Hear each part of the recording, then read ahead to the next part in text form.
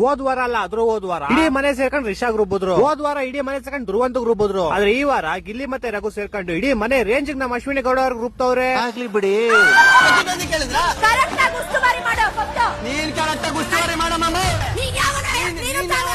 ಅವ್ನ್ Gilli GIL Gilli comedian ಅಂತ ನೀನ್ ಏನ್ ಮಾಡಿದ್ರು ಓಕೆನಾ? ಒಬ್ಬರನ್ನ ತೇಜವಾದಿ ಮಾಡೋದು ಎಷ್ಟು ಸರಿ? ಅಕ್ಕ ಯಾಕೋ ಸತ್ಯ ಹರೀಶನ್ ಕೊನೆ ಮೊಮ್ಮಗಳು ತರ ಮಾತಾಡ್ತಾರಲ್ಲ. ಯಾಕಕ್ಕ ರಕ್ಷಿತನ್ ಬಟ್ಟೆ ಎಲ್ಲ ಎಸ್ಬಿಟ್ಟು ನೀನ್ ಎಲ್ಲಿಂದ ಬಂದಿದ್ದೆ ಅಂತ ಗೊತ್ತಾಗುತ್ತೆ ಅಂದಿದ್ದು. ಶೀಸ ಎಸ್ ಅಂದಿದ್ದು ಎಲ್ಲ ಮರ್ತೋಗ್ಬಿಟ್ರಾ?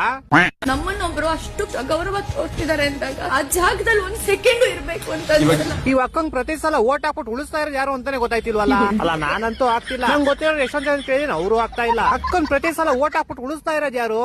ಇದೆ, ಇಲ್ಲೊಂದು ಸಮಸ್ಯೆ ಖಂಡಿತ ಇದೆ. ಈ ಗೇಮ್ ಅಲ್ಲಿ ಗುರು ನಂಗೆ ನಿಯತ್ತಾಗಳಿದ್ದು ಬ್ಲೂ ಟೀಮ್ ಅಂತ ಅನಿಸ್ತು. ನಿಮ್ಗೆ ಅನಿಸ್ತು ಅಂತ ಕಮೆಂಟ್ ಮಾಡಿ.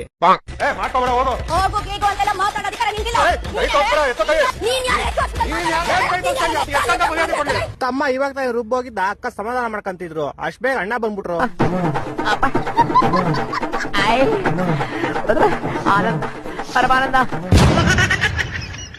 ಊಟ ಮಾಡಿ ಫಸ್ಟ್. ಅಭಿಮಾನನ್ ಕುಂತ್ಕೊಂಡು ತಿನ್ನಕ್ ಮನ್ಸ್ ಬರುತ್ತಾ? ನನಗ್ ನಾನೇ ಸ್ಟ್ಯಾಂಡ್ ತಗೋತೀನಿ. ಓ ಉಪವಾಸ ಸತ್ಯಾಗ್ರಹ ಅಕ್ಕ ನಿಮ್ಗೆ ಹಿಂಗೆಲ್ಲ ಮಾಡ್ರೆ ನ್ಯಾಯ ಸಿಗಲ್ಲ. ನೀವು ನಮ್ ಬೀಜ ಅಂತ ಥೈಲ್ಯಾಂಡ್ ವರ್ಗೂ ಪಾದಯಾತ್ರೆ ಮಾಡಿ ಅವಾಗ ನ್ಯಾಯ ಸಿಕ್ಕೇ ಸಿಗುತ್ತೆ.